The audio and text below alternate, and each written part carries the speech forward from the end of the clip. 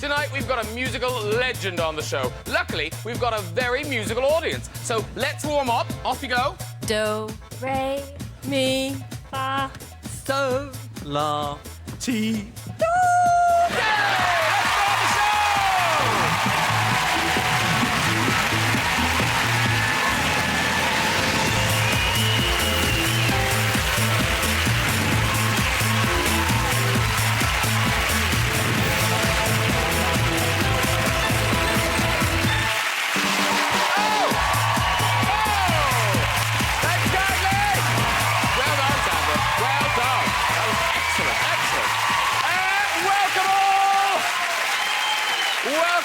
Welcome all. Everyone got the Olympic tickets they wanted. They did? Oh, I did as well, yes. On the first day of the Olympics, I've got a ticket to Miami. And on the last day, I've got one back. Brilliant. Listen, what a lineup we've got for you tonight. My all-time favourite musical superstar, Liza Minnelli. Ladies and gentlemen, she is here. British actor and Hollywood star James McAvoy is here.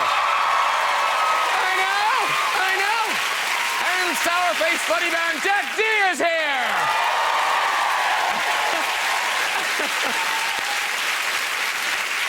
Now, James McAvoy, don't you know, he's about to appear in the new X-Men film.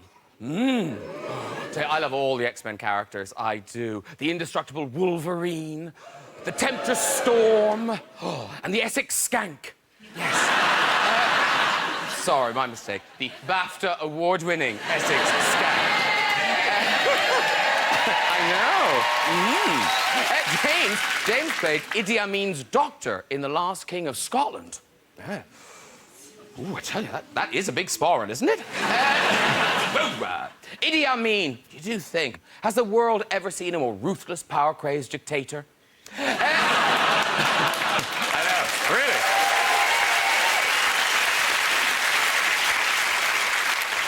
The next World Cup, it go to Narnia. Ka-ching! Thrilled to welcome back the great Liza Minnelli. Now, over the years, Liza appeared with all the greats, Sinatra, Sammy Davis Jr., Lady Gaga. We all remember Liza's iconic Oscar-winning performance in Cabaret, set in pre-war Berlin. Here she is. Oh, is that a Hitler moustache I can see? I have to say, that is a very sexy look. Very sexy look. And who wouldn't look sexy in a bowler hat? Okay. Raunchy cabaret club is very popular entertainment in Germany. Yeah. In Britain, we get this. Yeah. What is it? Is it Matt Lucas playing a Yamaha organ? What the hell is it? And she's one of the good ones. Have you been watching Britain's Run Out of Talent? Have you? Simon Cowell, back for the semi-finals. Do you know, Cheryl Cole actually went to the studio to patch things up with him. She did.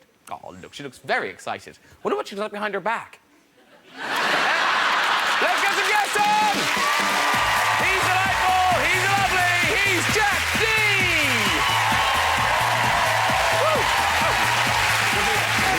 Hello, sir. Sit yourself down. He's got the Professor X Factor, it's James McAvoy! Hello, sir. How are you? Do sit down. Come a bit. Come a bit. Yeah. And it's Legend with an L. Please welcome the one, the only, Liza Minnelli!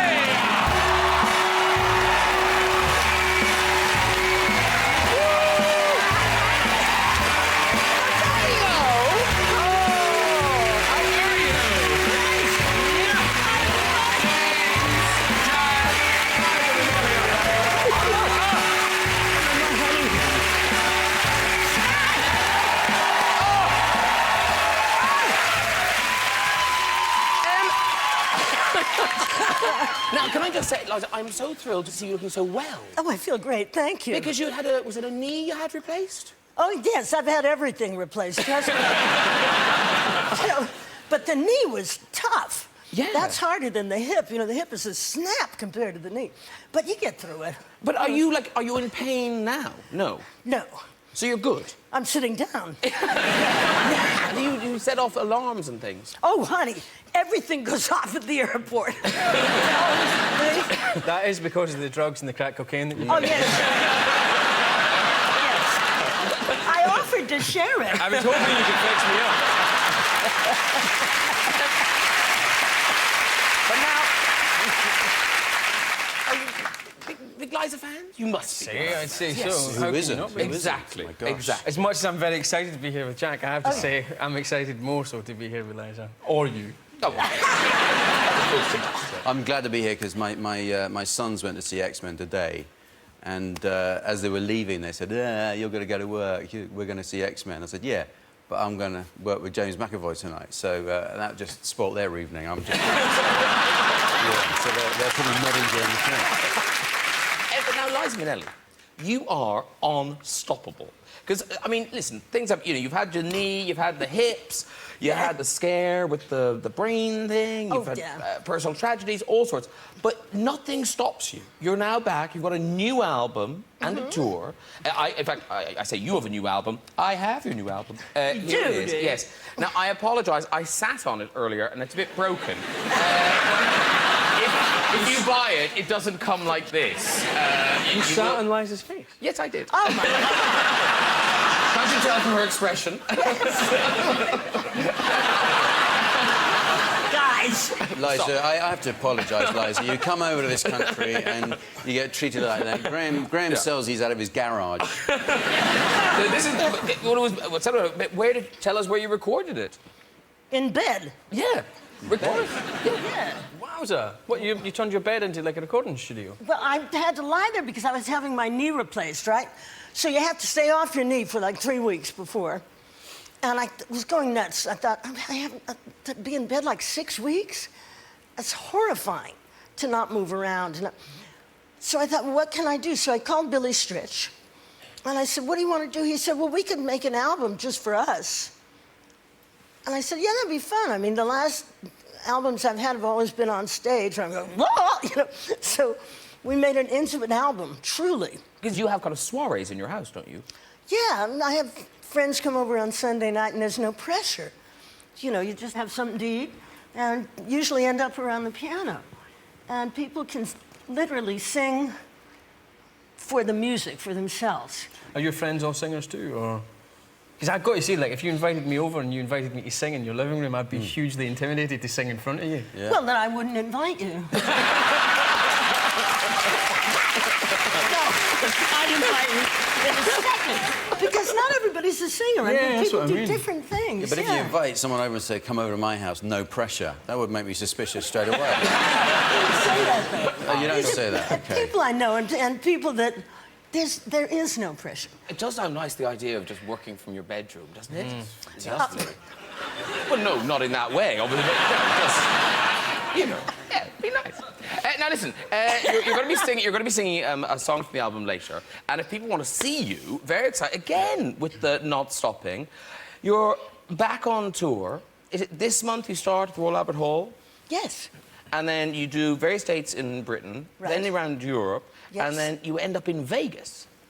Yes. You looked undoubtful then, do I? Whatever.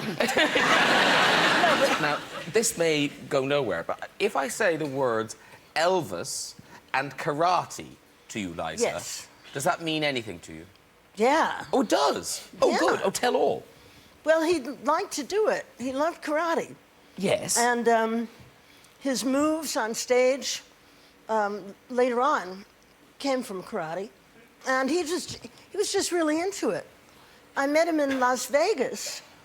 I had 2 dancers in my show, 2 beautiful lady dancers. It was us 3 women. I hear I'm you. on natural man. And I think he kind of liked one of those ladies. Mm-hmm. So he came backstage and said, can I watch the show from the... I said, sure. And he watched and everything, and then he invited us all over. And we went over to this spectacular, I mean, I've never seen a space like that. His suite, it was just incredible, incredible. And we're kind of sitting there. I'm next to Alice Cooper. Wow. We're sitting there. And, Random group of people. It was Chubby Checkers. Alice Cooper. Some porn star. I can't remember Some porn which one. star? Some really, you know, right at the moment. A good one. It was Linda Lovelace, was it? Yeah, it was. Yeah. That's it. And She's told me the story. Was there a deadpan British comedian as well? Oh, yeah. But we're all kind of sitting there, and he's disappeared, so we're kind of trying to chat, and suddenly the door flies open, and I hear, hi-ya! And he's in the room in full, you know, dress. Ninja Elvis. Hi-ya! Hi-ya! Hi-ya! And then it was like the Peter Sellers movie where the guy comes out of the closet to fight him, you know. Yeah. And suddenly, some guy, I guess his teacher, you heard, hi! And he came from over here. And all of us are going, gee, that's great. Wow. You do this every night? You know, what do you say? It was just, I couldn't believe it. I love your life. I couldn't believe I've got it. to say, if I was Elvis Presley, I think that would be my chat-up strategy. Hi, my name's Elvis. I don't think I bother with the kung fu bit or learning martial arts. I'm Elvis. Yeah, do come in. End off. Forget it. He was a nice man. Yeah, well, It was, so am you I. know.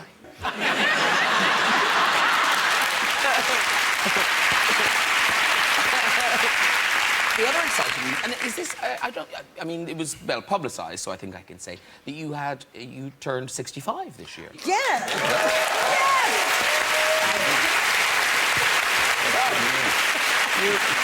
Yeah. Social security. I know. Free travel. Some help. You might realize on the bus on the way home. And how did you celebrate? How does a legend celebrate becoming 65? I just had some friends took me to dinner. Okay. We had a nice time. And is there a special friend on the go at the moment? Oh, you mean? You stepping out? Yes. Ooh. Oh, I'm not telling you. No, but you just did. That's fabulous. Well, you know what I figured? When you hit 65, and you've been through as many marriages as I have. I mean, please, my nerves. I figured you should know a really wealthy older man. This hasn't happened, but this is my dream. A really wealthy older man who's terribly charming, who takes you wonderful places and pays for everything. Then some vital, like 50 or 40-year-old who's just, I don't care if he's a scientist, but he's crazy about what he does. And then somebody whose name you don't know, who you see twice a week. That does sound like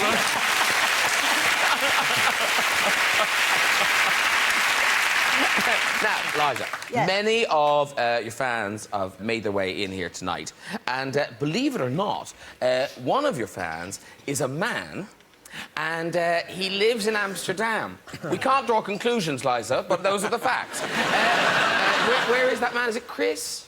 Hi, Graham. Hello, sir. What's your name now? My surname is Cockhill. Chris Cockhill. And it's not like Cock Hill. No. It's not a hill of cock. No, not a It's hill. Cock Hill. Like Yeah. a sick cock. Yeah, you said it. You said it. But,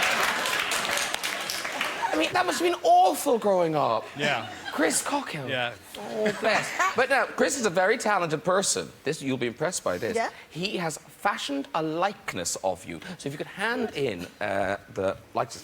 This is really good. It's a puppet of you. And now, by the way, Chris said this isn't a gift. He's just showing it to you. It's just showing it to you.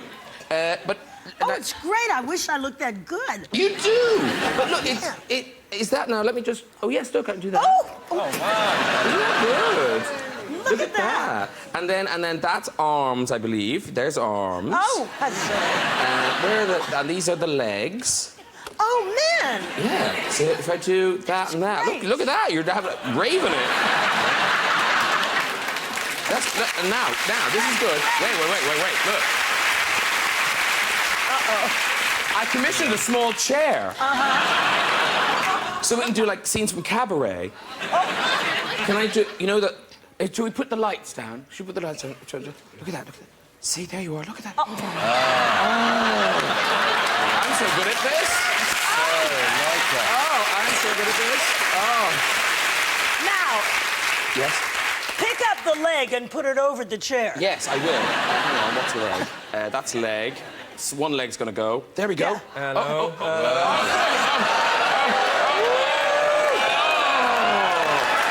There she goes. You know what? That was the first hip.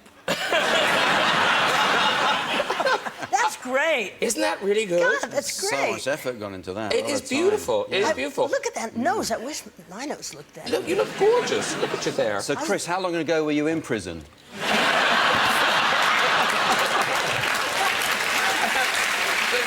Is it the second one you made? Yeah, well, I first saw Liza live in 1978 at the London Palladium. I've been a fan since Liza with a Z. And thank you. You were so fantastic. You really were. I mean, I was blown away. I was 20 and I just thought, I got to make a puppet of you. I just got to make a puppet of you. Thank you. Clear link. Nobody has ever said that to me before. Well, Really? It's a first. Thank you so much. Thanks, Chris. It's an unusual response to a performance you've enjoyed. I'm going to go home and make a puppet of that lady. But we're glad you did. It's very, very lovely. What? Can it lie down now? yeah, no problem. No, don't look away now. Careful. This could upset you. If it's a voodoo doll...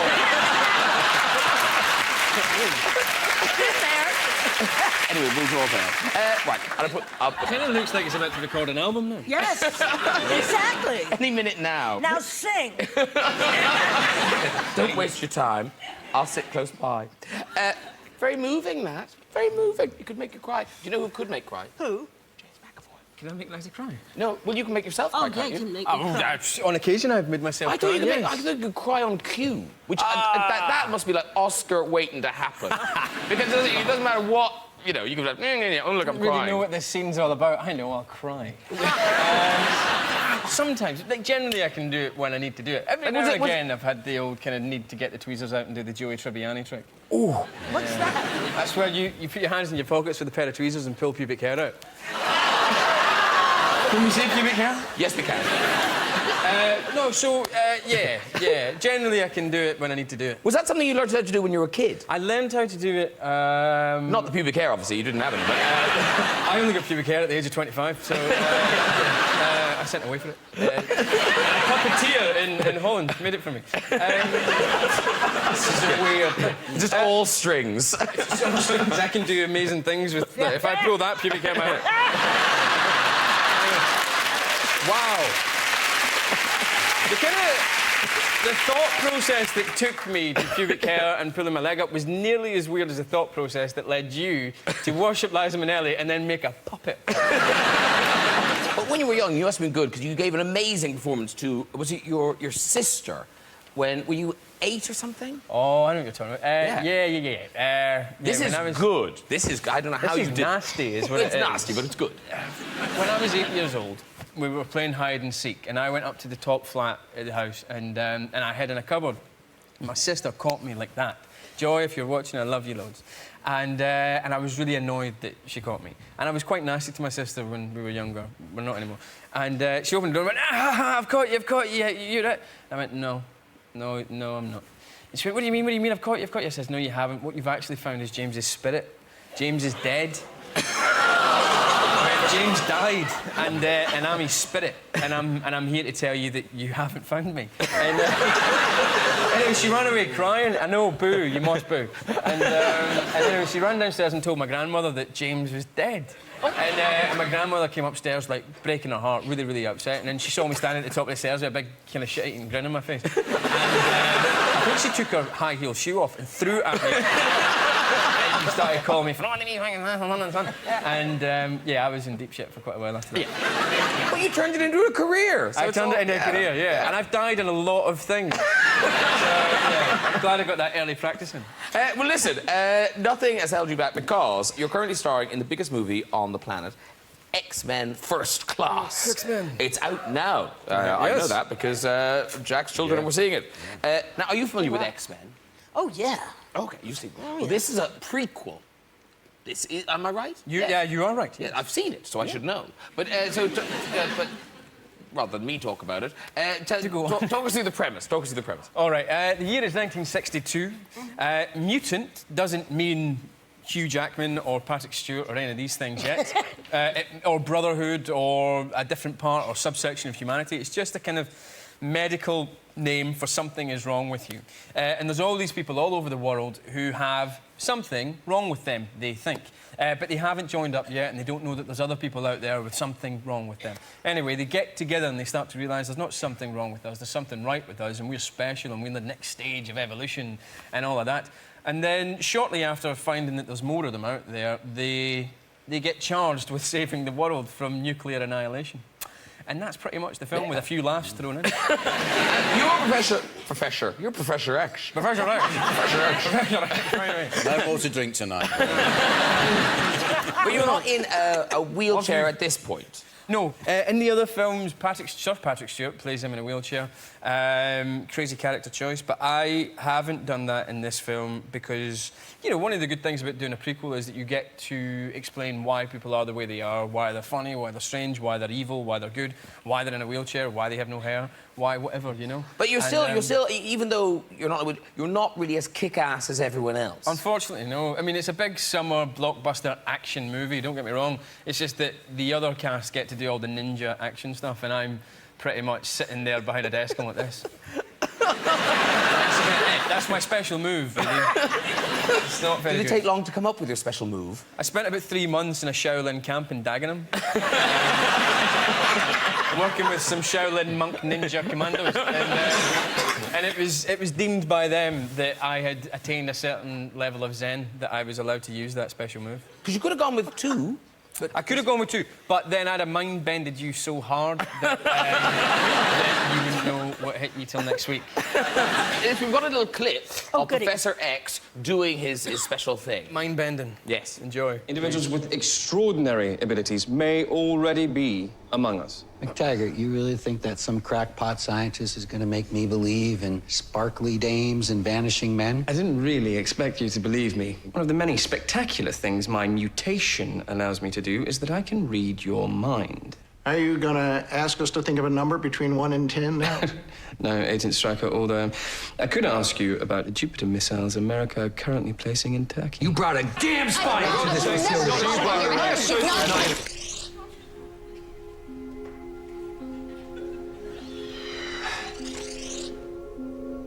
How's that for a magic trick? Best I've ever seen.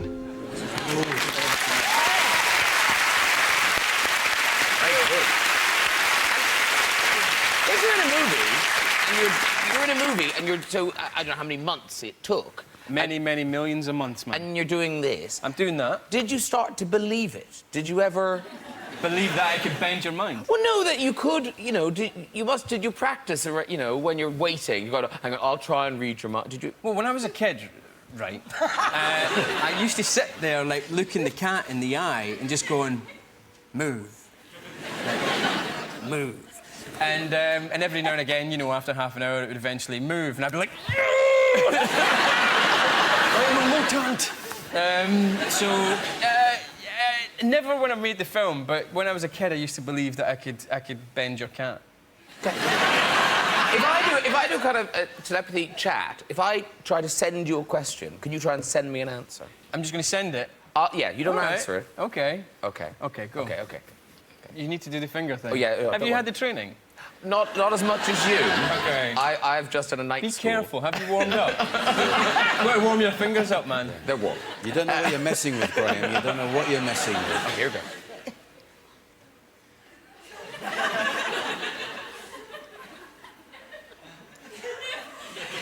Have you sent it back? No, I'm just contemplating my answer. Okay. But you knew that. I knew that.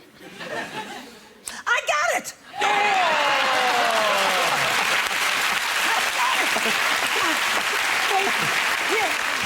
Go on. Yeah, okay. This is a three-way mind bend. Can I try? Oh, that's strong. Oh. I'm getting for sales, dial 1.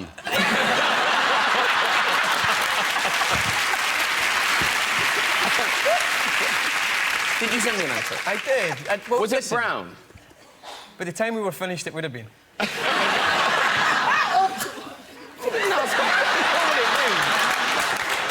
I think I just read your mind and I didn't like it. Oh, I'm getting one more thing from Jack. What's that, Jack?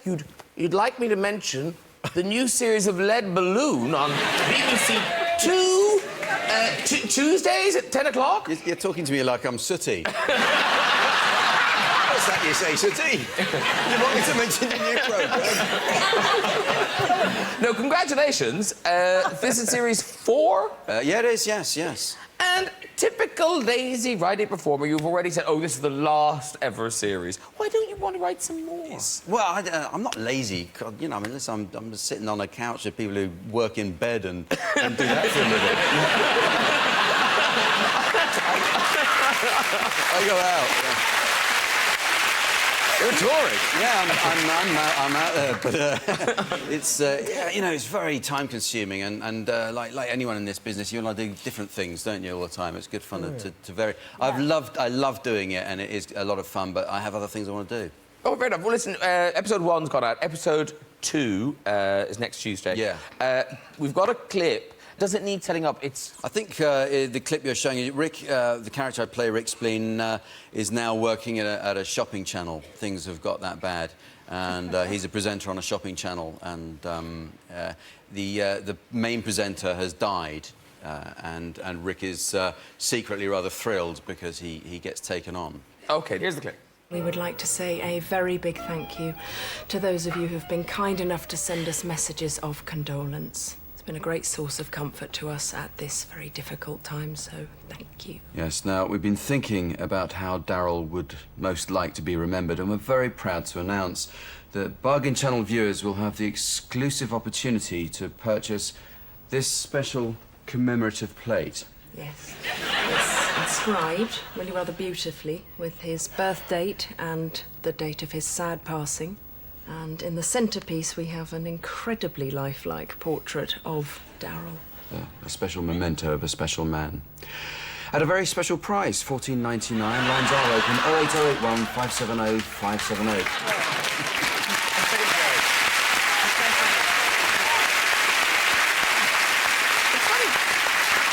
You do watch. You love. I think they're addictive. Those shopping channel programs. I think if you know anyone who ever stays in a hotel, gets hooked into that straight away. You just turn the telly on, and it seems to be always be shopping channel, and I can't stop watching. I'll be there for an hour watching some guy wax his car, and just thinking this is the best telly I've ever watched. When you're watching someone wax his car, are you actually watching a different pay-per-view channel? Oh, well, OK, there's other stuff going on. Now, have you seen Liza? Because you do it, don't you? Yes, I did a whole line of clothes. Do you? You've got your own line of clothes. Wowza. Yeah, I did it for QVC. And you designed them while you were in bed? Well, I had nothing else to do. We're recording an album. I'm not talking about my sex life, but I thought I could do something else. And was it hard work? Because I always think that looks really hard, sitting there talking about it for a long time. Horrifying. That's really horrifying. Because you must run out of things to say. I watched it on a similar channel in Australia, actually, and the item they were selling was known. It was called the pet mitt, and it was a stupid little plastic glove you put on that's slightly this is ruffled. not mine. So you could no. It wasn't the Liza Minnelli pet mitt, you know. Look, stroke your dog and it sings.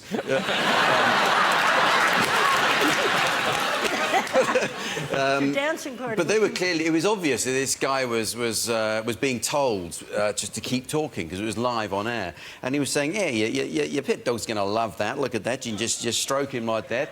And obviously someone's going. So he started going. And it doesn't have to be a dog. If you don't have a dog, you can do it to your cat as well, and pretty good. Or if you got a horse, you could do it on a horse. or a donkey could be pretty. It's got sweat and paper. A mule, whatever. You can ostriches. Get yourself a kangaroo. Just buy a peppermint and go straight something. That's great. Well, half an hour. And watching their balloon, I mean, because obviously Rick Spleen is it's you. Oh, thank you. Yeah, he's a failed comedian. Well, that's no, right. you know what I mean. Yeah. Bits of it are quite you. Of course, yeah. Yes. Yeah, I was taken from me and experience in life. Because you must have had moments. We've all had moments of disillusionment where you kind of think, you know, this is what I'm doing now. Because did you host the Caravan Awards? Yeah, I've done that. I did do the National Caravan Awards, and you're just giving, you know, but it's awards for, you know, best design of step, you know, yeah, Best and chemical toilet. Get best chemical toilet, best pump, and best. There's one company out there that's actually described on the night as #2 in caravans. And you got to feel that's best avoided, isn't it?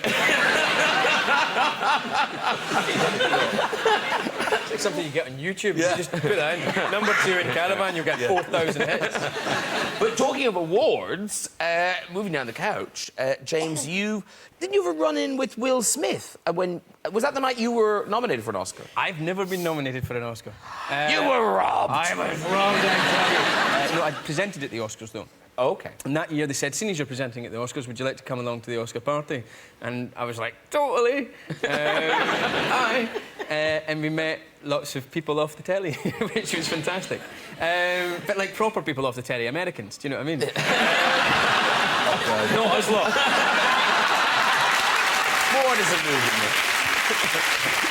No, but you know, listen, when I was growing up, when I went to drama school, I was an 18-year-old, and I'd be sitting there in drama school and going, oh my God, you're American. You're not even off the telly, you're just American. Do you know what I mean? So there's something weird about it in your head with Americans. They just seem more legit. Anyway, as those big guys that you meet, do you know what I mean? You go, oh, he's a star and he's American. It's the double whammy. Yeah, keep digging, keep So like, anyway, and they're not Jack D. It's even better.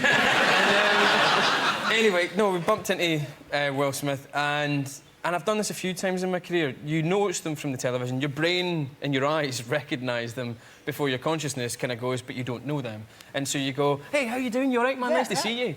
And we both did the exact same thing to each other and then realised that we hadn't, in fact, met each other. So we kind of, like, pretended to high-five and hug, and then we both went, oh, this is a thing people are watching now, so we kind of, like, wrestled a little bit. And then before we knew it, we were sort of, like, on top of each other on the ground, taking the joke to extremes. To the point where people had started to walk away and just be like, just sit. And then we stood up, kind of going, oh, that was fun, wasn't it? And he looked at his wife, and I looked at my wife, and both of us knew that we were dicks. But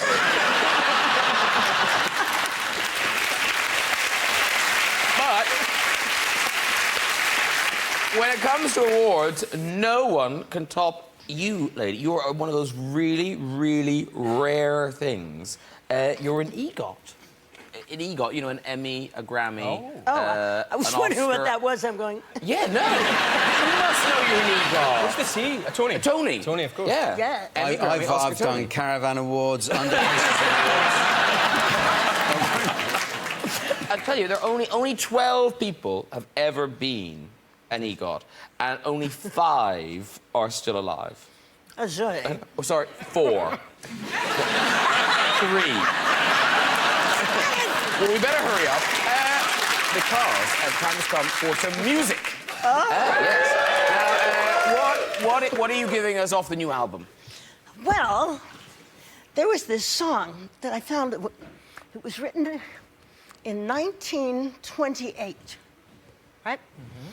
And so it's you don't have to pay for it because it's in public domain. Okay? I think of these things. Loving it. I love it. And the words are so wonderful, and they're by Dorothy Fields, who is great. And it's just the way that this thought is brought out, and the way she rhymes the words and puts them together. So I thought I Must Have That Man. All right. Well, if you want to go over and get ready, All Liza right. Minnelli. There she goes. You'll be back. Yeah. Oh, you'll be fine. Relax. Go and settle.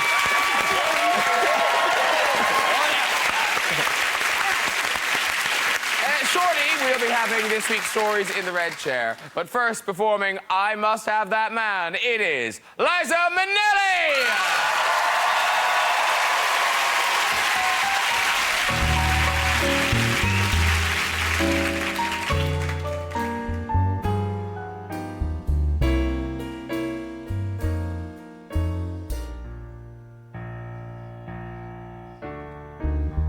Don't want my mammy. I don't need a friend. My heart is broken. It won't ever mend. I ain't much caring just where I will end. But I must have that man.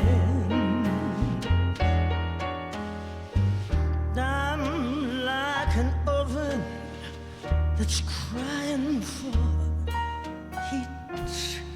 He treats me awful each day of the week. It's just unlawful how that man can cheat. But I must have that man. He's hot as Hades, a lady's not safe in his arms when she's kissed.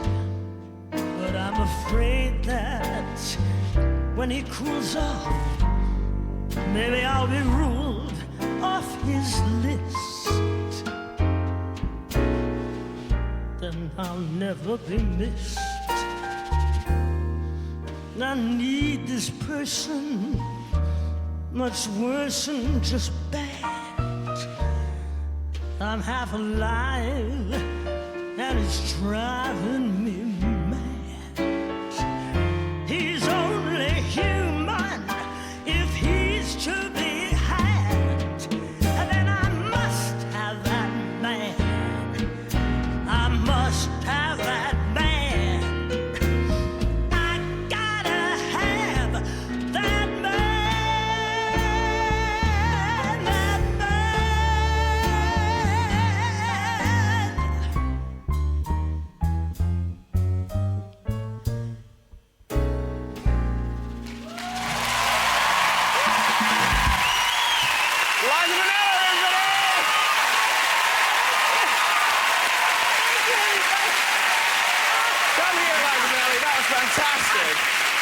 Thank you very much, Laurie. Oh, nice.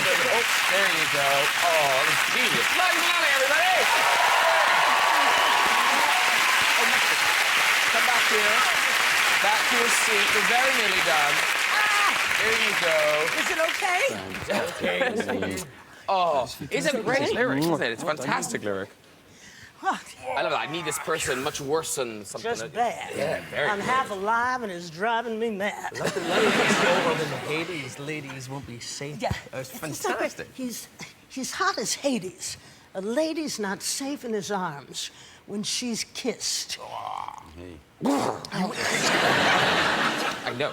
Listen, before we go tonight, we just let's see who's in the... You're all right, darling. You're all right. Yeah. Get it down, yeah. Let's see...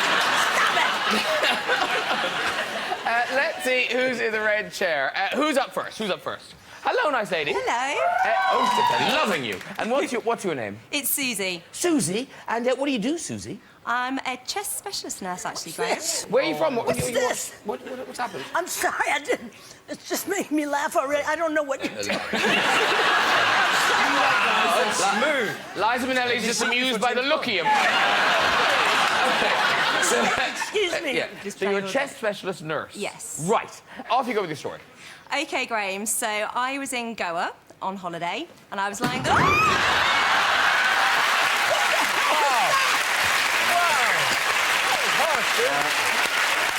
That was harsh, man. Good call. Good call. Don't come on here showing off about your fancy holidays. That was like I was in Goa, were you? That poor woman paid the price simply because you have impeccable comic timing. Yeah. I tell you, my first audition for Flora the Red Menace. Yes? It was like that. I walked halfway across the stage and George Abbott said, well, this is a waste of time. Actually, this is like showbiz. This is so showbiz, yeah. You're on the show, you're not on the show. You're on the show, you're not on the show. But I came back, so you come back. Hello? Hello, No, I've high hopes. I've high hopes. I have a gut feeling about this lady. What's your name? I'm Vicky. Vicky. And what do you do, Vicky? Sorry? What do you do? There's a lot of noise in the background. Sorry.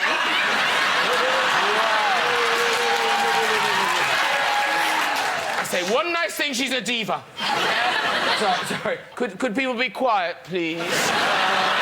Finding it very hard. It's very difficult. I'm trying to do the red chair, everybody. Just a little bit of hush. Thanks ever so. We'll try it again. So, what do you do? I'm a radiographer. She's a radiographer. Do you know the chest specialist? Other parts of the body. Okay, but you don't know that lady who just... No, I don't know her, no. Okay, where are you from? Are you from abroad? Well, I'm from Florida, but I live in Northwest London. Northwest London? Whereabouts? James wants to know whereabouts in Northwest London. I live in Kilburn.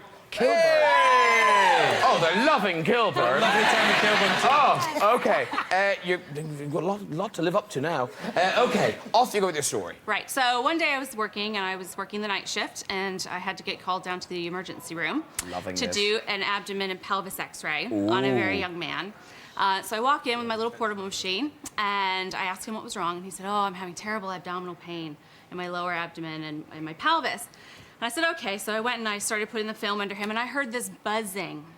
And I got really close, I heard this buzzing, and I realized that it was coming from inside his abdomen. And I thought, oh God, I think that's a vibrator. How did you know what one of them sounded like? That could have been a cell phone. Did you tell the brand? Did you want it removed or the batteries changed?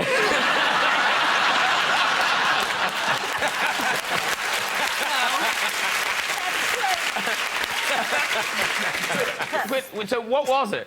Well, so I'm just finishing up the x-ray, and the curtain opens with a big flourish, and this very worried young woman comes in, out of breath, very, very worried. And she goes, oh my God, are you okay? Are you okay? And she gets very close, and she hears the buzzing, and she goes, oh, for the love of Pete, not again! And out she went. And I lost it. All professionals and Yes. Well done, you. Listen, well done, everyone. If you'd like to join us on the show and have a go in the red chair, you can. Just contact us via our website at this address. Ladies and gentlemen, please thank my guests tonight, Mr. Jack D. James McAvoy. And the one and only Liza Minnelli. Join me next week with actor and comedian Simon Pegg, American X Factor judge Nicole Scherzinger, and multi-Oscar winning actor Tom Hanks. I'll see you here. Good night. Bye-bye.